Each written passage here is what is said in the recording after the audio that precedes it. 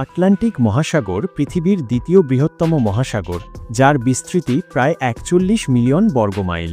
এই সমুদ্র শুধু বিশালতায় নয়, রহস্যেও পরিপূর্ণ। গড় গভীরতা ১২,০০০ ফুট, যা প্রায় ৫টি বুর্জ খলিফাকে একটির পর একটি বসালে যতটা হয় ততটা গভীর। এখানে সূর্য ডোবে, আবার ইতিহাসও ডুবে যায়। এই সমুদ্র কেবল পানি নয়, এক একটি হারিয়ে যাওয়া জাহাজের সমাধিস্থল। শত শত বছর ধরে অজস্র জাহাজ, মানুষ এবং সম্পদ আটলান্টিকের তলদেশে হারিয়ে গেছে। সবচেয়ে বিখ্যাত উদাহরণ টাইটানিক। ১৯১২ সালে এই মহাসমুদ্রই গিলে ফেলে পৃথিবীর অন্যতম বৃহৎ বিলাসবহুল জাহাজকে। ১৫০০রও বেশি মানুষ সেদিন এই জলে তলিয়ে যায়। তবে আজ আমরা কথা বলবো আরও একটি জাহাজের, যেটি টাইটানিকের মতোই দুর্ভাগ্যজনক, তবে অনেকটাই বিস্তৃত। এর নাম ফেলিসিটি এস, যাকে কেউ কেউ সিলেট সিটিএস বলেও চেনেন। ২০২২ সালের ফেব্রুয়ারি মাস জার্মানির এমডেন বন্দর থেকে আমেরিকার ডেভিসভিল বন্দরের উদ্দেশ্যে রওনা হয় বিশাল এক গাড়িবাহী জাহাজ ফেলিসিটি এস। এটি ছিল একটি রো জাহাজ, যার পূর্ণরূপ রোল অন রোল অফ। এর অর্থ হল এই জাহাজের মাধ্যমে গাড়ি সরাসরি র্যাম্প দিয়ে ঢোকানো ও বের করা যায়। এর ভিতরে ছিল প্রায় ৪,০০০টির বেশি বিলাসবহুল গাড়ি।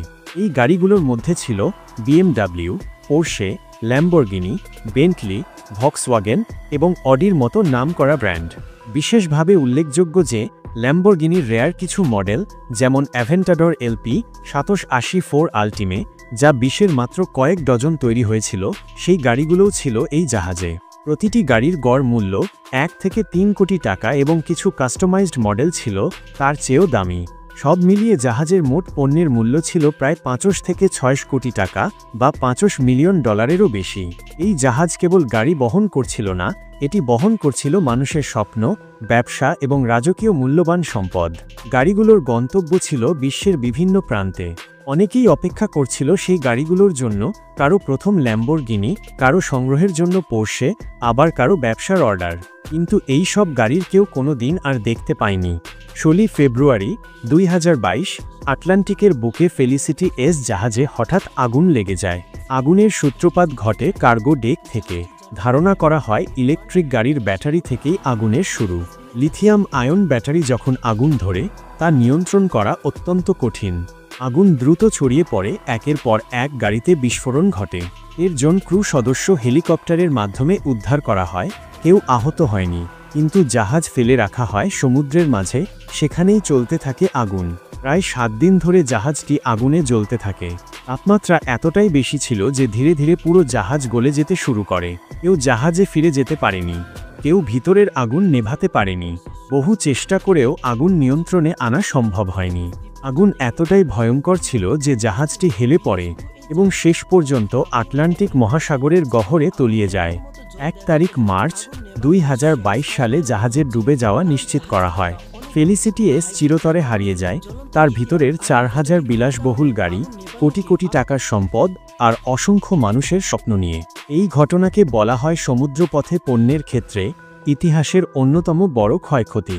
শুধুমাত্র ভক্সওয়াগেন গ্রুপের ক্ষতির পরিমাণ দাঁড়ায় প্রায় $১৫৫ মিলিয়ন।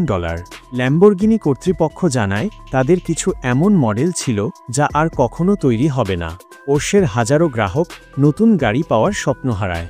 এখন প্রশ্ন আসে, এই আগুন কি নিছক দুর্ঘটনা ছিল, নাকি এর পেছনে ছিল কোনো পরিকল্পিত ষড়যন্ত্র?